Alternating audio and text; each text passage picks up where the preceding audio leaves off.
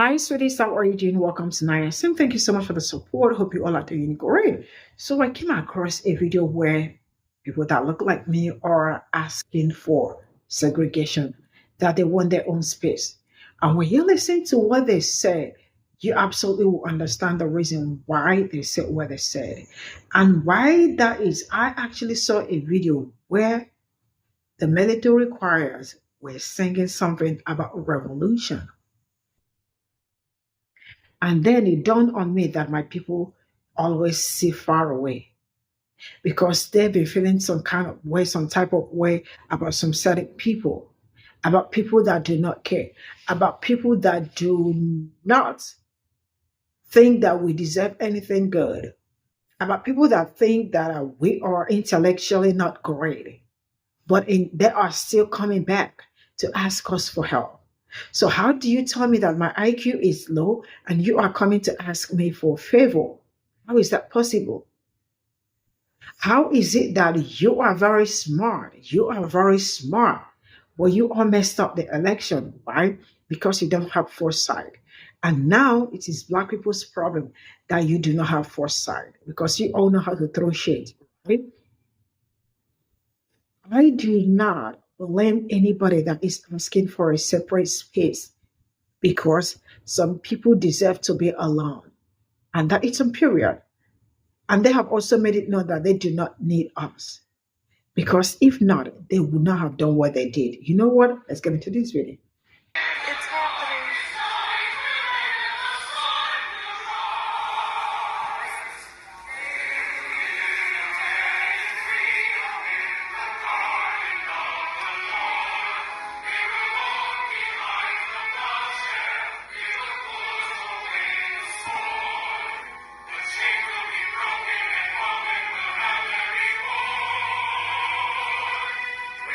So that is the official choir of the United States Army at the Governor's Ball 2025 singing Can You Hear the People Sing in the White House from Les Miserables. Can you hear the people sing?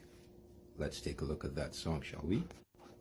Do You Hear the People Sing is a song of the people who will not be slaves again, about a life about to renew itself when tomorrow comes. About a life about to renew itself when tomorrow comes. About a life about to renew itself when tomorrow comes. So the United States Army Choir is at the 2025 Governor's Ball inside the White House singing a song about revolution. Again, the United States Army Choir is at the 2025 Governor's Ball inside the White House singing a song about revolution. I don't want to be in white spaces. I don't want to be around y'all. I don't want y'all to think I'm one of the good ones. I don't want y'all to think any of that. I don't want y'all to think it's ever fucking sweet when you come around this. I don't like them in our spaces. I don't like them listening to our music. I don't like them I don't like them fucking our men. I don't like our men fucking them. I don't like the bitches fucking them. I don't like none of it. I'm sorry. Who gonna say it? Who gonna say it? Damn, how many times is that person not interested in blocked on this bitch? Damn, I'm so fucking tired of that shit. It's not even funny. Like, at my big age, 26 years old, like, please get the fuck off my timeline with the fuckery. They be trying to play so purposely obtuse, so purposely dense, and you just gotta keep rocking and rolling with it, bro. I don't give a fuck. Bring back segregation. Who gonna say it? Who gonna say it? This video gonna be a little bit lengthy, but please just stick with me, please. In this type of climate, I promise you, I don't give a fuck enough to be in these spaces. I don't. I literally do not. I don't want to hear y'all using our vernacular. I don't want to see y'all wearing bonnets. I don't want to see y'all dressing like us. I don't want to see y'all nails as long as us. I don't want to see no hoops, no earrings, no fucking long ass lashes, no long ass. I don't want to see none of our culture on y'all, and then y'all be trying to play like nobody owns it. Nobody owns. Yes, the fuck we do, bro. Y'all done stole every fucking thing. I like the bitches that be like Dolly Parton, the big fucking curls, the blonde hair. You're being unapologetically white. Why the fuck you want to be like some of like the wearing the braids, bro? We used to get braids back in slavery times. They'd be like, oh well, like why the fuck are y'all gatekeeping braids, bro? They used to draw maps in our fucking braids for us to get the fuck away from y'all. Damn, what the fuck? Like, we cannot catch a break right around this bitch. You Super Bowl happens, now all of a sudden y'all motherfuckers making t-shirts with the, I ain't even gonna hold y'all, I gotta give them credit where it's due, but our black people have to tap in. They coming up with the craziest fucking art to put on a damn t-shirt. I'm not buying that shit. And I'm looking at how many of them bitches is sold, bro. I don't want to buy that motherfucker from y'all. I'm sorry, I will not. What? Y'all supposed to be giving us reparations. Give you reparations? Bitch, you got me fucked. You got motherfucking white bitches getting lit off rapping our shit, and oh, be fucking for real. This shit is really getting me tight. Like, bro, all these fucking black creators making all these thought pieces about the fucking Super Bowl, they only getting 20,000 likes. As opposed to these fucking white people that's getting 200,000 likes, 60,000 likes, 100. And then you're in the creators program is fucking crazy. Like, cut it out. It's people like me that fucking deserve to be lit, but you giving it to these white bitches? I can't even believe it, bro. Maybe it's the vodka, but like, I'm behooved, befuddled, appalled. Bring back segregation. I don't want to be around these motherfuckers. I don't care. I don't like y'all. Y'all don't like me. Please get the fuck on. Like, y'all wouldn't make y'all next move. Y'all wouldn't know what the fuck to do if we became segregated again, because y'all wouldn't know what the fuck to come up with unless it came from us. Split America in half and move us all on one side, preferably the east side. I respect the west side, but I'm just saying, this is just me throwing shit out there, but still, bro, I'm so over it. I cannot stand y'all. I can't stand y'all. Who stands with me? Am I tripping? No, like, be for real. I probably will not get a lot of, like, agreements with this, and I don't know why I feel compelled to tell y'all, but it was just, like, I was talking to my family, specifically my mother, my older sister, and then my husband and her husband, my sister's husband, and it was just kind of like a collective of agreements, like, we want black people to get everything that they deserve, because bring back segregation.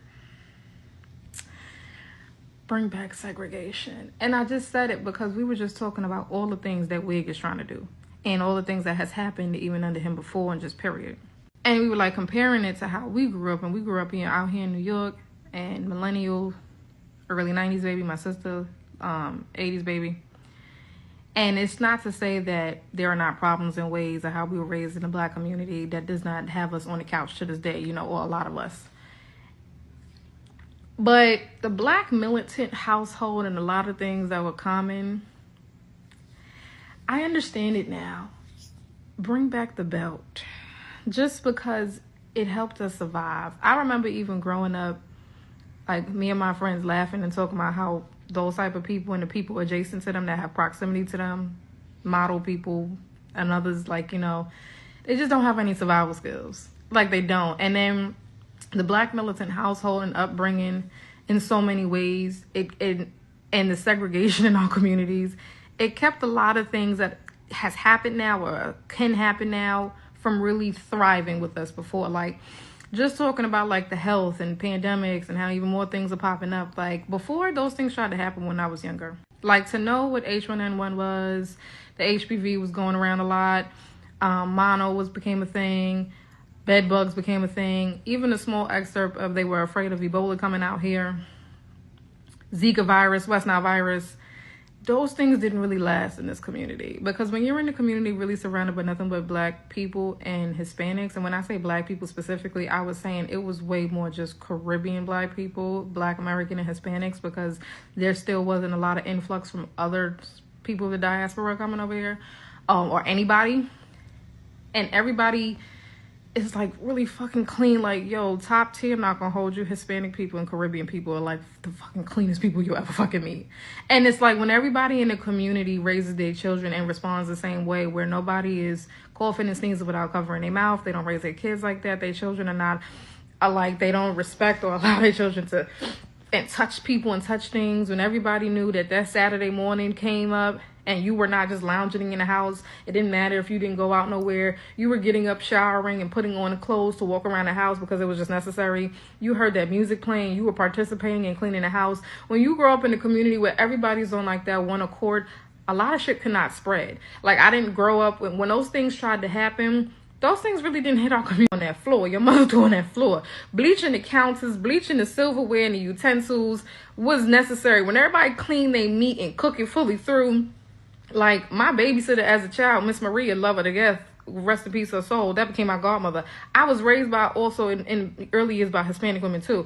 Like, the community was so freaking clean. There was no letters going around school that there was lice entering the community because everybody washed their hair every 2 weeks. Like, these things didn't exist, bro. And ultimately, growing up, we didn't grow up with pop culture. We grew up with hip-hop culture. And it's not just the music I'm talking about. It's just the influence of everything. Like, growing up out here as black children, we didn't have a desire to really intermingle with other people. And it's not to say that we don't like other people, because we truly don't have a problem if you don't have a problem with us.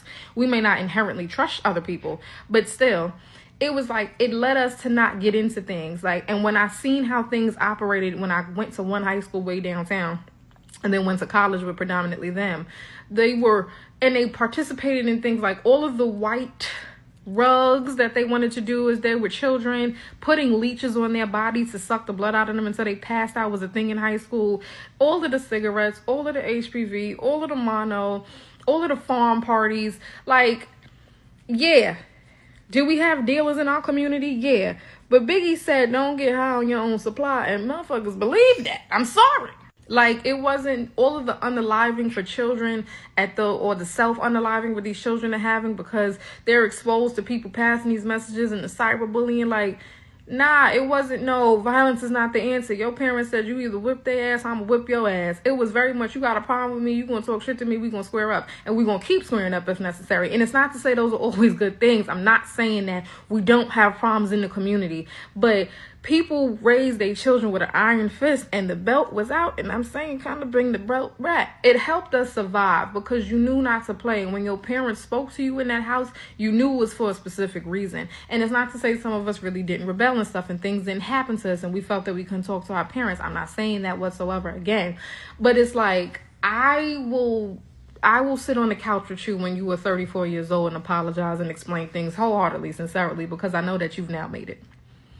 And the way they are attacking our children and all this intermingling and everybody's not in their own communities no more. And they're intertwining with how you raise your kids and because you can't even yell at your children anymore. And these people are influencing and these kids are too lenient. These kids are too free with their thoughts and their conversations. The gentle parenting shit really don't work, bro. Like, it is becoming more dangerous. Bring back segregation. Give us what we are owed and bring back segregation. I'm sorry. Let us create our own and be with our own kids where we understand survival. When we talk to each other about not harming each other, dangerous, bring back segregation. Give us what we are owed and bring back segregation. I'm sorry. Let us create our own and be with our own kids where we understand survival. When we talk to each other about not harming each other and understanding survival, there's a reason that our ancestors made it through a lot. And it was through a lot of these practices, bro. And I'm sorry. It's just like, I wasn't raised with pop culture. I was raised with hip hop. It wasn't, they slipping fentanyl and K2s. That stuff didn't really ravage the communities. People weren't trying. Like, people didn't even do cigarettes, bro. Like, we all went to colleges. We all had a very hard head, stern mind, and was very raised in our culture and our identity as black people in survival. And it's like, yeah, I sat on my therapist and yeah, I've had to have conversations with my mother too. And she had to apologize and her mother had to apologize. And it was like, was every whipping necessary and all types of stuff. Everything that I said wasn't disrespect, everything. But there's a reason why I'm in my 30s. There's a reason why my husband is making it to 40 as a Jamaican man. I don't know. I'm going to just say that for now. These kids are entirely too soft. They're too privileged. They're too entitled. They're too mouthy. They're too weak. They don't listen. They got a lot of issues. And it's not honest upon me to not realize that it is a lot of more hippie intermingling, intertwining pop culture going on and different influences outside of just your community. So recently, someone tried to invoke white woman tears against me to try to make me look like a bad person. But let me tell you what I did. I was at work and I was having a conversation with a group of coworkers and we were just shooting the shit, yada, yada, yada, having a good ass time. Now, keep in mind, everybody who I work with on my shift is black with the exception of one woman. At some point, the conversation kind of went a little bit left. And this woman ended up saying some shit to me that was kind of crazy. In fact, so crazy that literally 30 minutes later, I reported her ass to HR because you're not about to disrespect me in that way. Now, I don't know if she knew that I reported her to HR or if something in her brain told her that she done fucked up, but literally an hour later, she walks up to me to try to talk things out. Now, before I tell you what I said to her, let me tell you what she did afterward. She immediately went to another coworker, crying, sobbing hysterically. And when the coworker asked her what I said, she just told her that I said so many things that were mean. Then she decided that it would behoove her to go to my supervisor and go to him crying, turning red, hyperventilating about the apparent mean things that I said. Apparently, she made such a scene and she was so upset that 5 days later when I came back to work, everybody's walking up to me and asking me, Leo, what did you say? Leo, what did you do? Like, what did you do to this poor girl? Because she was so traumatized. Let me tell you what I did. So literally that day, I was walking out of the building because my shift was over. This woman approaches me and asks, hey, Leo, can we talk? I look at her and verbatim, all I said was, I'm not in the mood. And then I just kept on walking and I went home. Y'all, I kid you not, that was the extent of our interaction. And so now I'm just trying to figure out, what did I do? What was it that I said or had done to you that was so mean and so crazy that warrants you going to my coworkers and my supervisor crying and hyperventilating? What was it? But you know, honestly, it's okay. I will never speak to that woman again. I don't even care if I need to get past her to say, excuse me. I don't care if I need something. I don't give a fuck. I will never a day in my life speak to this woman ever again. Because of me just saying I don't feel like talking to you makes you try to report me and makes you try to cry and use your white woman never. I will never speak to you. You'll never get that from me again. What I'm realizing is a lot of the people that are feeling some type of way about black people basically saying that they're going to sit the next 4 years out are not really trying to hear what black people are trying to say. The reason why they're not trying to hear what we're trying to say is because they're so used to us coming to save them when they are anti-black and disrespectful, because they know that we know that if it's bad for them, it's going to be worse for us. And for a long time, that has been their saving grace with us, is they knew that we knew that it would be extremely bad for us if we didn't mobilize or organize with them. So even if they were anti-black or just blatantly racist towards us, we would still organize with them and come to save them, help with their movements. And the funniest thing is black people aren't asking. We're not asking for a lot. We are simply just asking for respect. And that's difficult for a lot of you because, again, you don't actually respect us. You don't see us as equal. You don't value our opinions. You really don't care about our pain. So that's why instead of you saying, okay, we understand what you guys are saying. We understand why you guys were hurt. We understand what you guys were telling us. And you guys were right. You would much rather double down on your anti-blackness and blatant racism, attacking black content creators and still asking where's Kamala Harris as if you guys didn't reject her this election cycle. I simply do not know what planet you guys live on where you think in your warped little realities that you can just treat people like shit and still expect for them to be there for you. For a lot of you, it is clear you have never been told no. So that's why you are throwing your little temper tantrums online. Being as anti-black as you could possibly be is giving, white bomb behavior. And I know it's not all of you.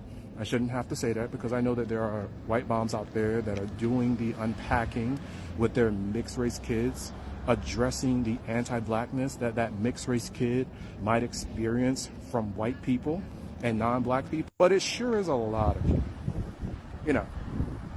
of the palm-colored people, and non-blacks, and those with white moms that are doing everything in your power to prove to us why we should just sit this next 4 years out. Or at least you're proving that we're right when we say, y'all got this.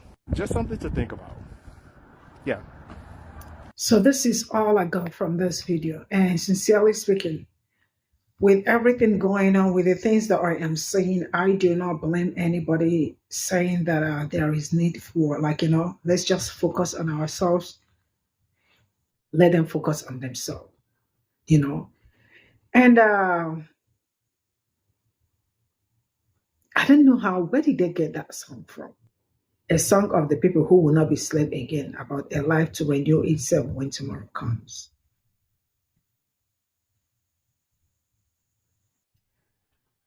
Oh, man. With everything going on, like each day we wake up with different stories, wake up with different things. And I am sure Black people have been asking themselves questions and all that. And I know very well that this is something you all have been dealing with. This is something you all have been struggling with. This is something you all have been fighting since day one to this very moment. Right? And the fact that there is nothing Black people are asking for, except for just for them to dismantle the system that has been oppressing them, nothing more than that. Why is that too much to ask for? And this is also one of the reasons why they are holding that reparation so back, so much. Yeah, Black people really do need their space. They need their space. Now they are going to be, I know this year so far has really been quite different for them. This year has really been that kind of year that they have never experienced in their entire life. And also, it is also a new dawn for Black people. Why? Because they made a stand on some certain things. Each time I talk about how they voted against their own interest and still looking for a way for Black people to fix their mess by fire, by force, right? And I sit back and I ask myself, what kind of person will break something and I still forcefully blame you for breaking it and then forcefully want you to fix what she broke because she thinks it's your fault? Because why would you be keeping quiet? Why would you not act? Because Black people have been acting all these years. So if they decide to ask for separate this thing, they deserve it. Because you know what it means, like, when you have a friend that doesn't yield, like, that does not yield any fruit for you. I don't know if that makes sense. Or you have somebody that each time what this person does is just to take from you. One day you are going to really be very tired and you want a way out. This is pure what is happening to my people. They have had enough. When I said enough, much more than enough. And they do not want that BS anymore. That's why they are quiet and they are not doing anything and they will not do anything still. I don't know how long this is going to last, but I will be rooting for them as long as it's going to last. Because you already need to have a discussion among yourselves. Black people have toiled, suffered for everybody. They are just not fighting for themselves, for everybody. Then people will still wake up and call them G-siders. Wake up and denigrate them. You can imagine denigrating somebody that will save your soul. That tells you how ignorant some people could be. Because if you are not ignorant, trust me, you won't be doing something like this. But one thing I am grateful for is that I am super grateful that Black people made a stand. And they are standing on it and not backing down. I love it for us. Bye for now.